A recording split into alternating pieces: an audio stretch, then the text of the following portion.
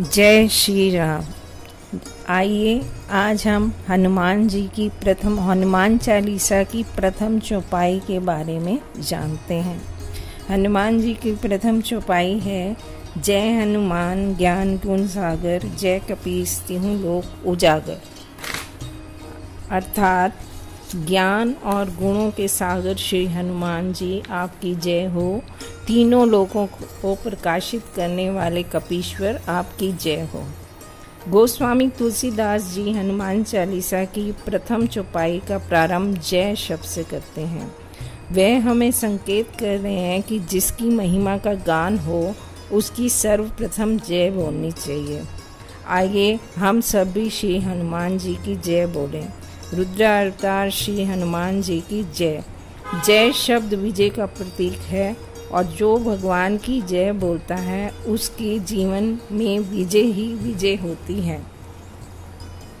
हनुमान शब्द का अर्थ है जो मान सम्मान का भूखा ना हो उसे हनुमान कहते हैं। हनु का अर्थ त्यागी और मान का अर्थ सम्मान होता है। जो मान सम्मान का त्यागी हो वह होता है हनुमान। जैसे सागर में जल ही जल होता है, ऐसे हनुमान जी के जीवन में ज्ञान ही ज्ञान है। केवल ज्ञान ही नहीं बल्कि गुण ही गुण हैं। वे ज्ञान व गुणों के भंडार हैं। जैसे सागर के जल की कोई था नहीं पा सकता, ऐसे हनुमान जी के ज्ञान और गुणों की कोई सीमा नहीं है। गुण से व्यक्ति के चरित्र का बोध होता है और ज्ञान से उनकी विद्वता और विवेक का पता लगता है। ज्ञान व्यक्ति को माया रूपी अंधकार से निकालकर मायापति की ओर ले जाता है। परमात्मा का साक्षात करना ही वास्तविक ज्ञान है। इससे वे माया के बंधन से मुक्त हो जाता है। गीता में भगवान ने कहा है, ज्ञान के समान जीव को पवित्र करने वाला कोई दूसरा साधन नहीं है। हनुमान जी केवल ज्ञानी नहीं बल्कि गुणों के भंडार हैं। उनके गुणों के बारे में शब्दों में वर्णन करना कठिन ही नहीं असंभव भी है। इसलिए गोस्वामी तुलसीदास जी ने हनुमान जी की स्तुति करते हुए कहा, सकल गुण निधानम। हे हनुमान जी, आप संपूर्ण गुणों के भंडार हैं। कपिराज का मतलब है जय कपीस, यानी वानरों के प्राणों के रक्षक होने के कारण इन्हें कपीस कहा गया है। कपीस का दूसरा भाव शिव जी से है, यानी हनुमान जी साक्षात शिव जी का स्वरूप हैं, अतः आपकी जय हो। जैसा कि आप जानते हैं, वानर चंचल स्वभाव के होते हैं।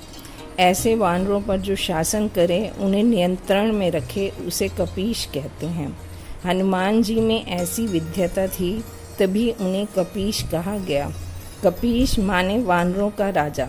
वानरों के राजा तो बाली थे, सुग्रीव थे, लेकिन गोस्वामी तुलसीदास जी का मानना है जो लोगों के हृदय रूपी सिंहासन पर राज करे वही राजा है। और हनुमान जी सबके हृदय रूपी सिंहासन पर राज करते हैं, अतः उन्हें कपीश कहना सार्थक है। हनुमान जी अपने ज्ञान और गुणों के आधार पर तीनों लोकों को प्रकाशित करने वाले हैं। तीन लोक अर्थात देवलोक, भूलोक और परलोक। अर्थात हनुमान जी अपनी शक्ति से तीनों लोकों को जीवन दान देकर उजागर कर रहे हैं, प्रकाशित कर रहे हैं। भगवान ने हनुमान जी को भक्तों की रक्षा के लिए नियुक्त किया है। भक्ति प्रकाश है। भक्ति का प्रकाश फैलाकर हनुमान जी सारे ब्रह्मांड को प्रकाशित कर रहे हैं। विश्व में 7 महापुरुष अमर हैं। उनमें से हनुमान जी का नाम तीनों लोकों में प्रसिद्ध है, क्योंकि वे भूतकाल में भी थे, वर्तमान काल में भी हैं और भविष्य में भी रहेंगे। एक बार प्रभु श्री राम और सीता मैया जी दोनों ने हनुमान जी के ज्ञान और बुद्धि और गुणों की महिमा बढ़ाने के लिए एक लीला रची। एक समय की बात है, प्रभु श्री राम और सीता जी बैठे हुए आपस में बात कर रहे थे। हनुमान जी का विषय आया तो दोनों में विवाद हुआ कि वो हनुमान जी किसका प्यारा भक्त है। तो थोड़ी देर बाद वहाँ हनुमान जी पहुँच गए। हनुमान जी ने प्रभु श्री राम और सीता जी दोनों के चरणों में प्रणाम किया। प्रणाम के पश्चात वे एक हाथ से प्रभु श्री राम और दूसरे हाथ से जानकी अम्बा की चरण सेवा करने लगे। अब प्रभु बोले, हनुमान तुम मेरे भक्त हो ना। हनुमान जी ने ऐसा सुनकर थोड़ा सा चकित हुए। फिर कुछ विचार करके बोले, क्या पूछा प्रभु आपने? आपका भक्त यानी श्री राम का भक्त? नहीं नहीं, मैं राम जी का भक्त नहीं हूँ। इसके इतने में सीता मैया सोचने लगी कि मेरी विजय हो गई, हनुमान तो मेरा भक्त है। तब सीता मैया ने हनुमान जी से पूछा, तो तब तो तुम मेरे भक्त हो ना? हनुमान जी बोले, नहीं, मैं सीता जी का भक्त भी नहीं हूँ। अब सीता जी और राम जी दोनों आश्चर्य में डूब गए। सोचा, ना तो ये राम का भक्त है ना सीता का भक्त है, तो फिर हनुमान किसका भक्त है? फिर सीता जी ने पूछा, हनुमान जी फिर तुम किसके भक्त हो? इतनी सेवा किस लिए करते हो? हनुमान जी समझ गए कि आज मेरी बुद्धि और ज्ञान की परीक्षा की घड़ी है। हंसकर बोले, ना तो मैं राम का भक्त हूँ ना सीता का, मैं तो सीता राम जी का भक्त हूँ। इस उत्तर को सुनकर प्रभु श्री राम और सीता दोनों प्रसन्न हो गए और बोले, हनुमान तुम में जितना बल है उतनी बुद्धि भी है, तुम परम ज्ञानी हो, परंतु आज तुम्हारा विवेक ना चलेगा, तुम्हें फैसला करना पड़ेगा। इतने में सीता मैया बोली, हनुमान प्यास लगी है, मेरे लिए पानी लेकर आओ। हनुमान जी पानी लेने के लिए चलने लगे तो प्रभु श्री राम बोले, हनुमान बड़ी गर्मी है, जल्दी से पंखा लाकर थोड़ी हवा कर दो। हनुमान जी आश्चर्य में डूब गए। सोचने लगे, प्रभु मेरी परीक्षा लेना चाहते हैं, अब मैं किसकी आज्ञा का पालन करूं? हनुमान जी ने कहा, पहले माता के लिए पानी ले आऊं, तब मैं आपको पंखा लाकर हवा करूंगा।